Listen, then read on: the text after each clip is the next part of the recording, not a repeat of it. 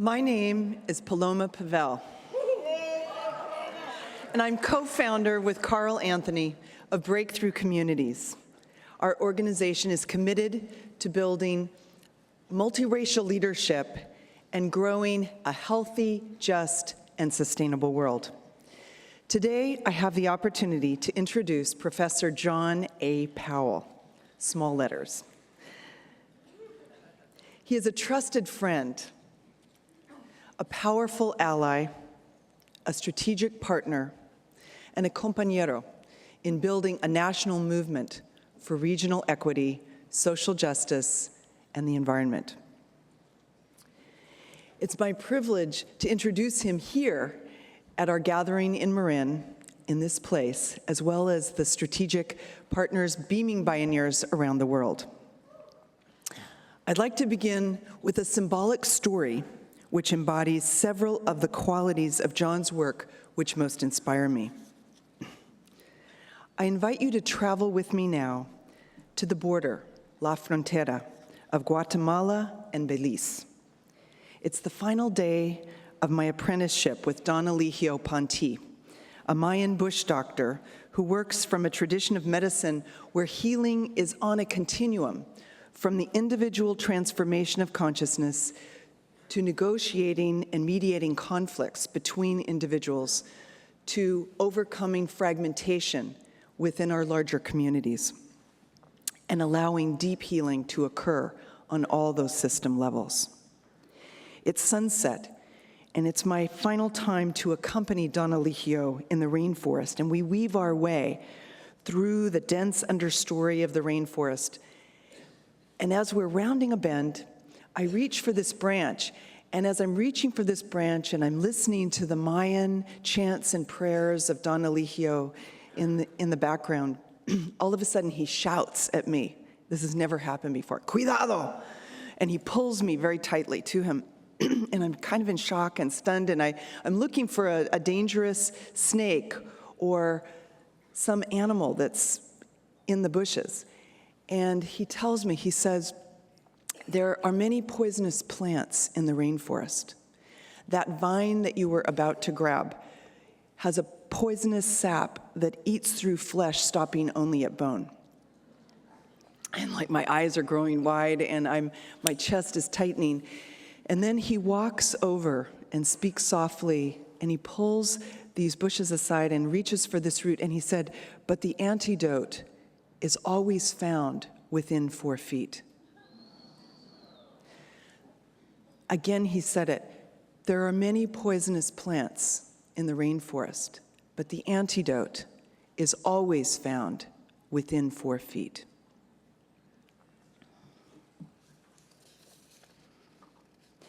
Don Eligio has passed from this life, but today we have the opportunity to learn directly from Professor John Powell, a remarkable civil rights attorney and an urban spiritual leader who exemplifies 3 qualities also found in this Mayan bush doctor. First, a powerful spiritual presence. Second, a keen diagnostic intelligence. This is someone who understands the poison that's challenging our lives, our cities, our communities. Third, practical healing knowledge for what ails us. John understands antidotes. John was born in Detroit, and he was, at the age of 16, offered a scholarship to Harvard, and he turned it down when he discovered that they didn't accept women, and he went to Stanford instead.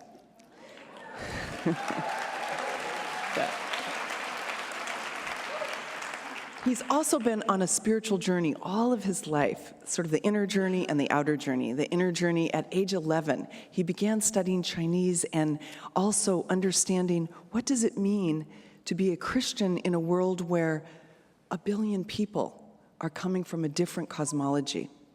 And he went on an interfaith exploration that has been at the base of much of his work all his life.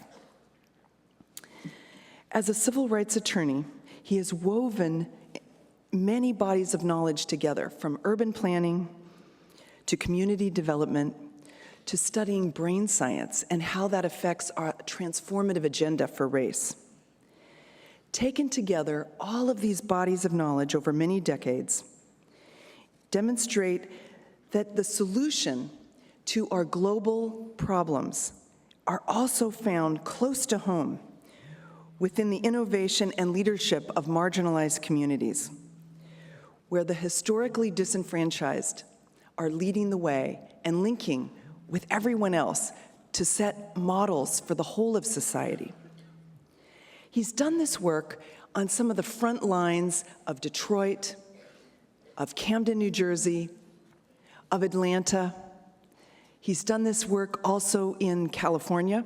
We're working with him now to help bring his geographic information systems mapping to help with climate change. Returning to Detroit, this is a good example of the power of John's work. He faced the challenge of 40,000 vacant properties and worked to create a land banking system, not only for Detroit, but for all of Michigan. He also worked on regional transportation plans that helped to fix it first, bringing people back from sprawl into re-inhabiting the urban core in a vital way, and giving back to the city of his own birth, often offering that powerful spiritual presence to help coalitions reunite when we were at loggerheads with one another. In Camden and across the country, he's brought that keen diagnostic solutions to his GIS mapping, and he's also led the way with something called opportunity housing, a new model of looking at where we place housing, so that we're not just looking at sort of the structures of buildings themselves, but how they're placed within a structure of opportunities in a region. And in Baltimore, he did unprecedented legal litigation on moving this affordable housing model into the region of Baltimore. He now works on the board at Tides. He's also the director of the Kirwan Institute for Race and Ethnicity at Ohio State. And under his leadership, he's developed this creative framework of a transformative agenda on race, where we're not only thinking about what is it that we need to transform inside of ourselves, but what are these larger structures in society that we also need to transform? What does it mean when you can tell how many years someone will have by their zip code? I'd like you to now welcome father of Sanita and Fawn, grandfather of Amma, who's here in the Bay Area, a remarkable being who is a dancer with the cosmos, a brilliant thinker, an amazing strategist, and a dedicated peacemaker. Please join me in welcoming Professor John Powell to our beloved community, Bioneers.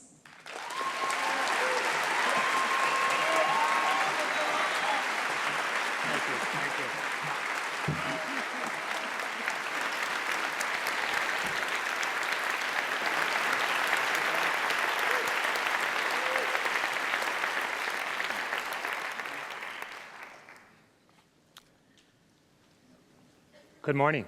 Good morning. So I'm a student of jazz. You probably wonder why I'm telling you that this morning.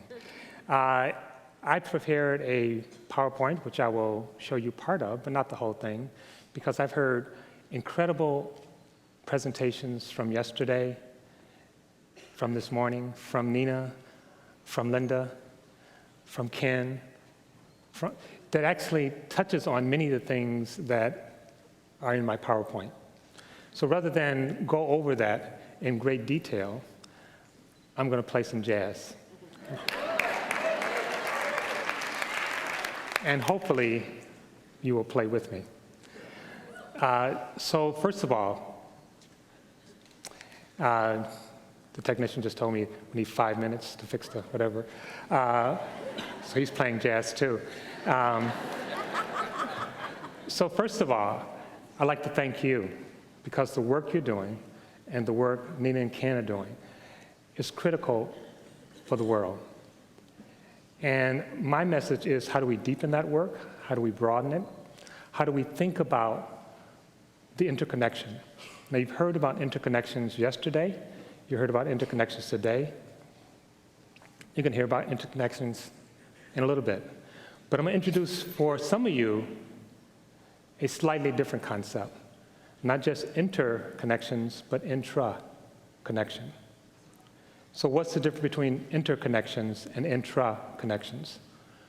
Well, one way of thinking about it is that interconnections is connecting people, things to each other, systems approach. Some of the teachings now that's coming out of places like quantum physics says that it's not just things that are connected, that in fact there are no things. What we call things are actually processes. And when processes interact with other processes, it changes the process itself. So one way of saying it is, if you enter into a long-term relationship, a marriage, it's not just a relationship between you and another person.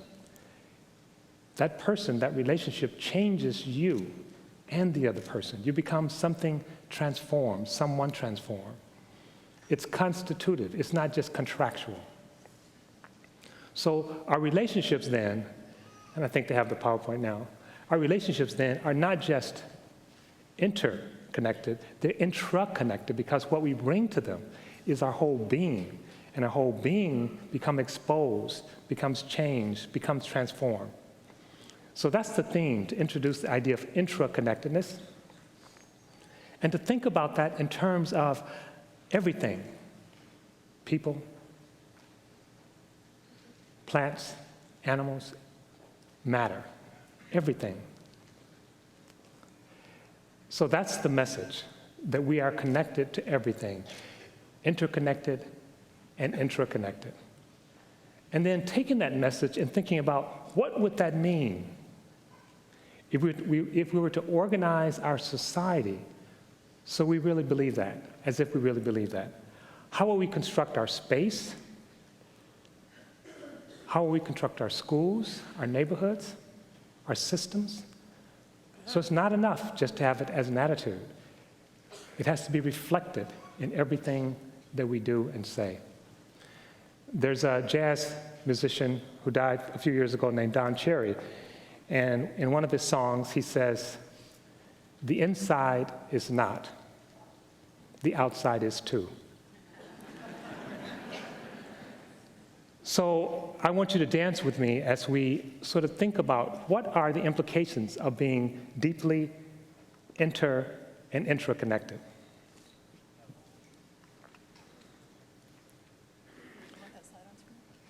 I'm trying to get it to move.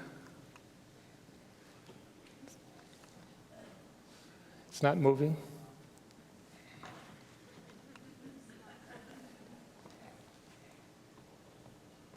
There it is. I did it the old-fashioned way. This is James Baldwin. Some of you may remember James Baldwin.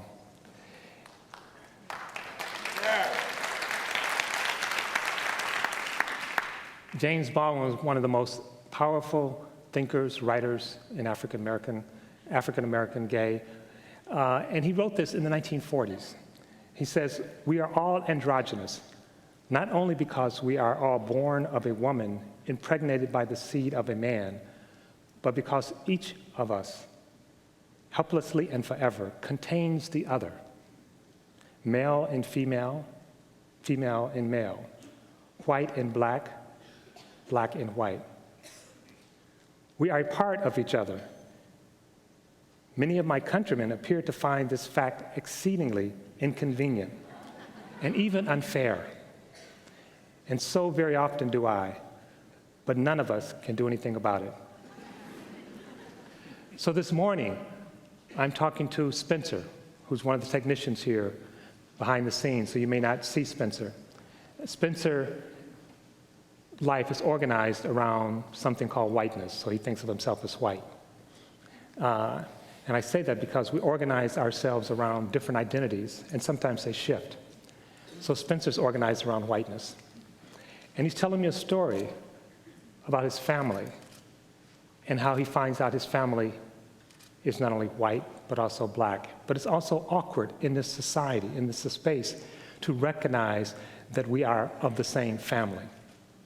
And yesterday, someone talked about being our brother's keeper.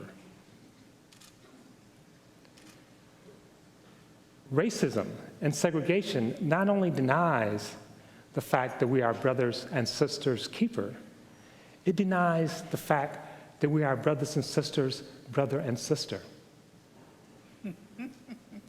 It's an expression of disconnectedness. It's an expression that denies the interrelationship between the human family. And it's this denial that challenges us today. And I think it challenges not just in terms of social justice, it challenges us in every facet of our life. Whether we talk about the environment, whether we talk about spirituality, whether we talk about social justice. If we deny our interconnectedness, then all of our other efforts will fail. Today, we more increasingly acknowledge that we are connected in some fashion. My guess is if many of you looked at your clothes, at your shoes, at your cars, you would find that they were made in China or in Brazil or in India. Some people are finding that inconvenient, but it's a fact. We are connected. When we talk about globalization, it's talking about connections largely at a trade and business level. When we talk about climate change, we're talking about the interconnectedness of the climate. And yet, when we get to people, sometimes we have a hard time acknowledging this connection. Jeffrey Sachs recently wrote something, and you may know Jeffrey Sachs' work. He's an economist. He's not considered a radical. He doesn't talk about race very much. But he wrote a piece recently where he says, the United States is in decline in part because it's failing to deal with its social diversity. That as the public becomes more diverse, more people try to withdraw from the public.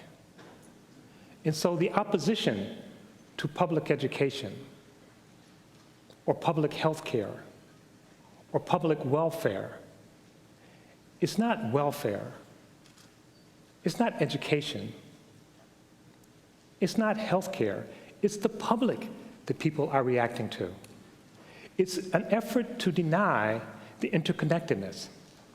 And as people withdraw from that public and try to retreat in this shrinking private space, they fail to realize, like Don Cherry, that the inside is not and the outside is too.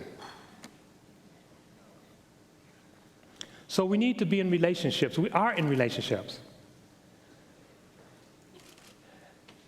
And I'm sure you've heard the story where two young fish are swimming and they swim past an old fish, and the old fish says, "How's the water, boys?"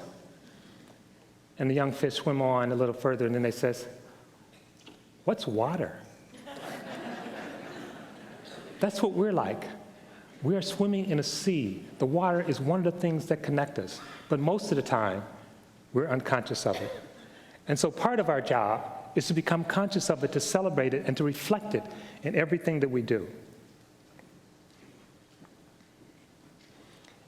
Now, saying we're connected does not mean that we lose our individuality. Our individuality only becomes real when we recognize our connectivity. Our individuality is not the same as isolation. It's proper relationships. And when we think about this proper relationship between both the individual and everything else, in fact, it's the everything else that brings the individual into being. And when we think about the proper relationships, it has ethical, cultural, moral consequences. What would the world look like if we were to take this seriously? To say that we are related is not enough. A slave and a master are related. An abusive husband and a victim wife are related. So it's not enough to acknowledge that we are connected. The question is, what are the proper relationships? How do we relate to each other in an appropriate way? And this is not just an individual question. This is a question that also implicates our structures, our society. If we structure our space so that we are separate, again, we call it segregation, then how do we have proper relationships? If we structure our schools so that we are isolated by race, by class, by gender, by nationality, by religion, how do we have the proper relationships? It's not enough to have positive feelings or good attitudes. We must make our structures and institutions do the work of our most positive values. That's the challenge. And it's a challenge that is hard for us, especially in a society where we glorify the isolated individual, where we glorify John Wayne, who doesn't live anywhere, who rides into town, shoots it up, and leaves. What would be the proper relationship?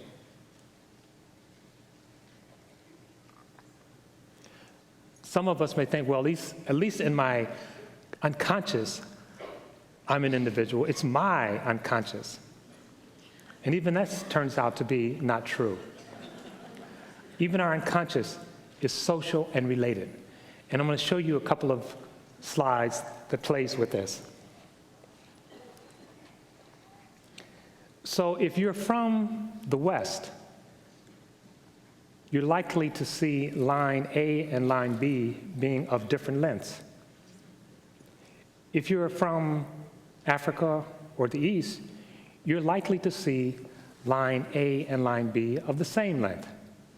Now, in fact, line A and line B are of the same length, but that's not the point. The point is that the way we see the world is affected by our cultural upbringing. If you're from the West, you're likely to see some people sitting around in a room.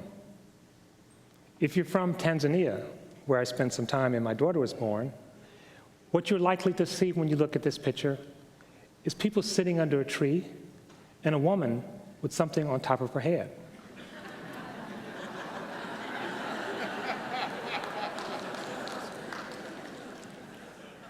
It's not the picture that's changing. It's our cultural understanding and unconscious that brings something to the picture and helps us make sense of it. Now I'm going to show you one more of these examples, and this is a dancing woman. And what I want you to do is just look at what direction she's dancing, and then maybe see even if you can change the direction.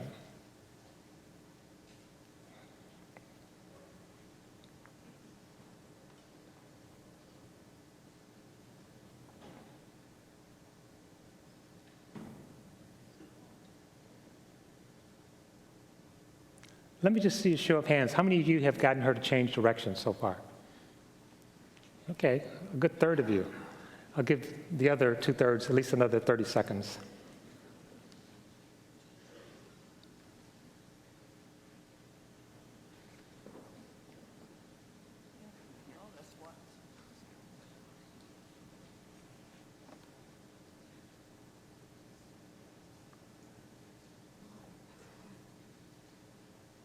Okay?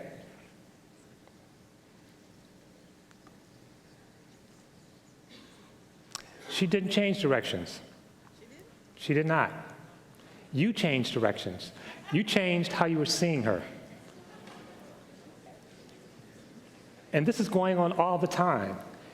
And how we see things, how we process things, is not just an individual phenomena, it's a cultural phenomena.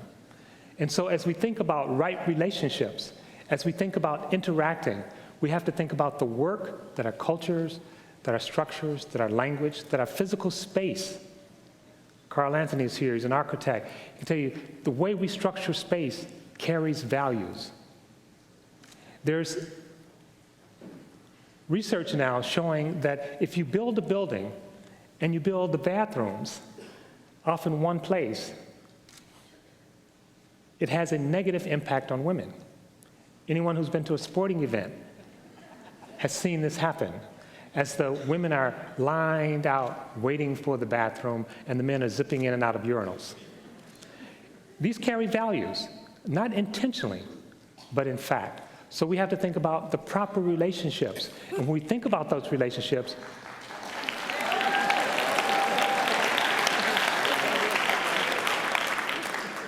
it doesn't mean we get into some heavy guilt thing or some personal angst. It means we are individually and collectively responsible and responsive to all of these structures.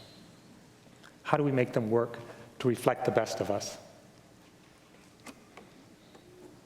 Everything is linked. We're both consumers of food and we're food. So I'll tell you this little story. There's a guy who's deeply religious, and he comes home, and as he's about to go into his house, he noticed a bear near his house, and he starts running. And the bear notices the man, and the bear is chasing the man. And the man is running and running, and the bear is running and running. The man finally is totally exhausted, and he realizes he's not going to outrun the bear. So he kneels down, and he prays. And he says, God, I ask you to do your will and possibly deliver me from this bear. And then he looks next to him, and the bear is kneeling down. And the bear says, God, I'd like to thank you for this food prepared.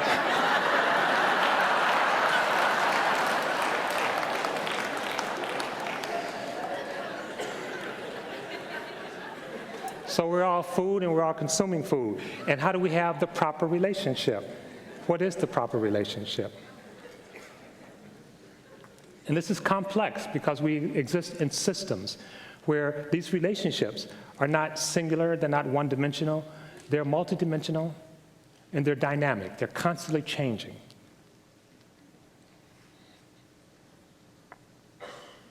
And we understand this when we think about the climate, when we think about the environment, but sometimes we fail to appreciate this when we think about people. And Ruth Benedict, who is considered the mother of anthropology, she talks about high and low synergistic systems. And she says a high synergistic system is a system that's structured to support community and individuality and health and to be sustainable. And she identified the United States as a low synergistic system. So our job is to turn it into a high synergistic system that not only protects the bear and the rainforest, but people. In fact, we cannot protect the bear and the rainforest if we don't protect people.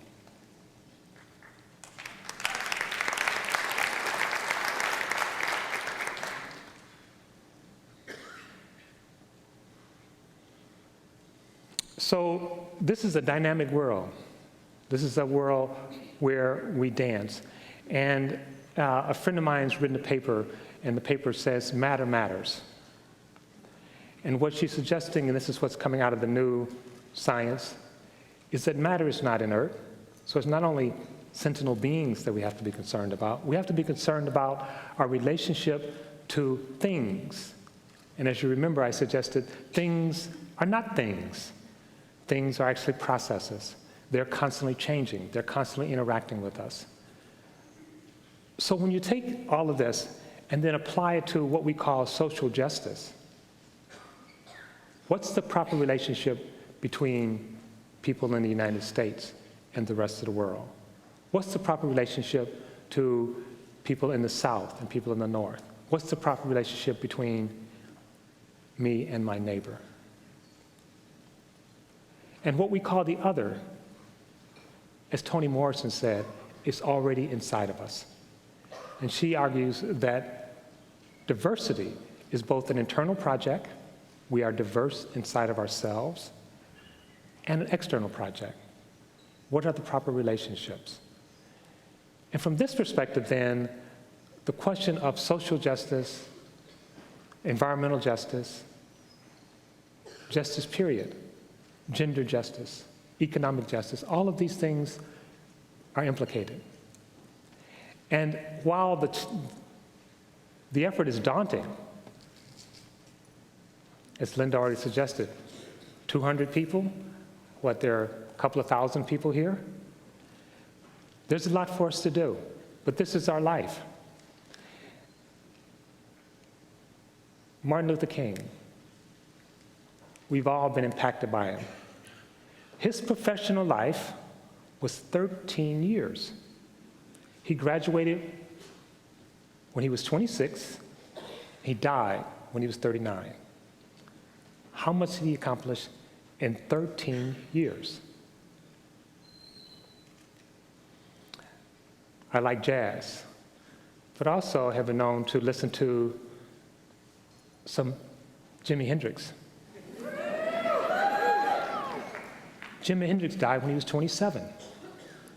Otis Redding died when he was 27.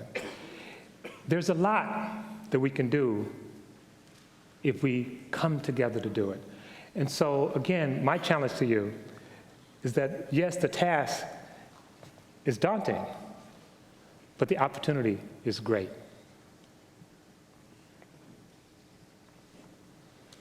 We have to think about changing ourselves, changing our communities, and changing the arrangement of our institutions and structures. The way we relate to each other matters.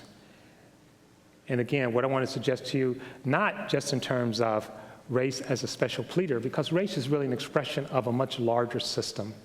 In fact, the early expression of racism, because race as we know it had not been invented, was actually religion. The first enslavement of people from Africa, the arrangement was, because the church was the most powerful institution at the time, the Catholic Church, you could enslave people if they were not Christians.